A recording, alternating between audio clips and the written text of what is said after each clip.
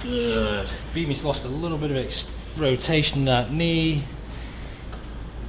Put some flexion into that tibia. We're just going to come through. Good.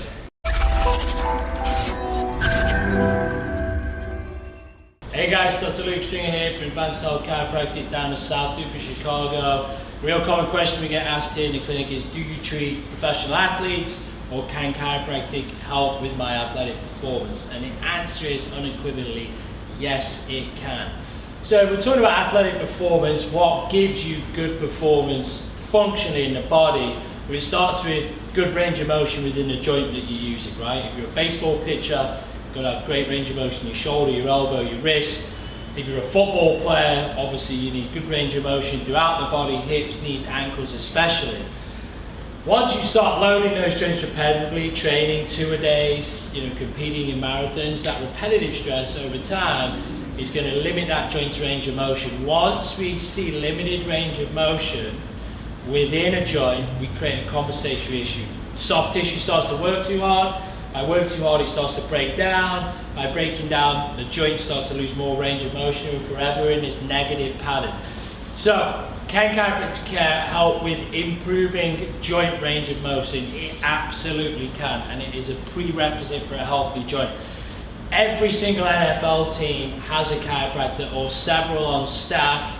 Russell Wilson's been in the press saying how he spends over $1 million a year, and he has a couple of chiropractors on his team. James Harrison, the linebacker from the Steelers, same thing. Essentially, athletic performance, particularly if you're a professional athlete, that last 1 to 2% is critically important to get that big contract or make that winning shot. And professional athletes have chiropractors on staff. So you, as what we call weekend warrior, work Monday to Friday, enjoy moving on the weekends. Why shouldn't you utilize that as part of your healthcare team? I'm just going to run you through some adjustments that we do on the extremity joints. We're going to adjust the ankle, we're going to adjust the knee, we're going to adjust the pelvis, and just show you how those joints that you're using repetitively need to move well. So we're going to jump on the table and show you some cool adjustments to some extremity joints.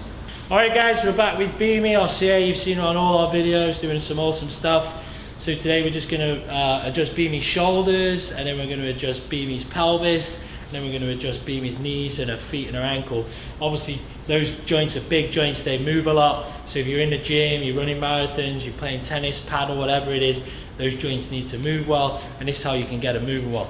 So Beamy, you're going to lay on your back for me, and then scoot towards your feet just a little bit. Alright, so we're going to start with a shoulder adjustment. Your shoulder is designed to sit really flush on the rib cage. But unfortunately, everything we do nowadays is in front of us, so this upper cross area, your chest, your traps, your deltoids start to get really dominant. So what it starts to do is it starts to pull that shoulder in. So instead of the rib cage sitting nice and flush, it starts to wing. This creates impingement in the shoulder. That's obviously going to limit our range of motion. So obviously with Beamy, suffers with upper back and shoulder pain. We're going to get her shoulder adjusted. We're just going to come between the scapula and the rib cage. We're going to find that space right in her shoulder joint. We're just going to get that shoulder nice and flush to her rib cage. We're going to set that shoulder. Then we're going to go to the other side. Come through here. Going to find the space between shoulder and ribs, sit right in that shoulder joint. Good. Then we're now going to adjust the knees. So obviously the knees comprised of femur, tibia, patella. What tends to happen is that tibia, due to the low, is going to shift backwards. We call that posterior. So with the knee, we can just traction the knee, and we can get some nice movement, or we can contact the tibia, and we're just going to drive that knee through here. Oh, show the other side. And same thing, you can actually see Beamy's lost a little bit of rotation in that knee. Put some flexion into that tibia. Good. Take these shoes off, Beamus. Sorry. Strangling your feet there. Yeah.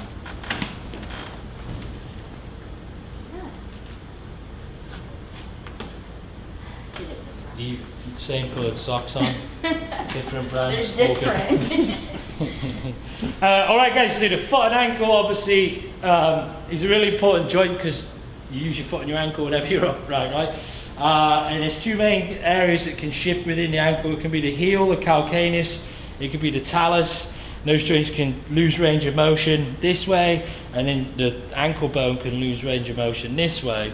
So when we get this joint adjusted, we'll just evaluate range of motion. You can see Beamy moves really well this way. She's got lost a little bit of eversion, so we're just going to pull. I've got a great release there. And this is called dorsiflexion. Should at least be able to get to 90 degrees. Beamy's got a restriction here. Lack of dorsiflexion create pain in the shin, pain in the Achilles. I'm just going to come through. Good. Same thing, she moves a lot better in this left ankle. I'm going to adjust this talus here. Heard that from here, baby. Yeah. Alrighty. Okay. Yeah. So guys, back to the original question, can chiropractic care help with athletic performance? Yes, it can. It starts with good range of motion within the joints you're using. Beamy's joints are now functioning well, so she can hit the gym tomorrow and feel good about it, right? Yes. Alright guys, if you're watching Instagram, like us. If you're on YouTube, subscribe. See you in the next video.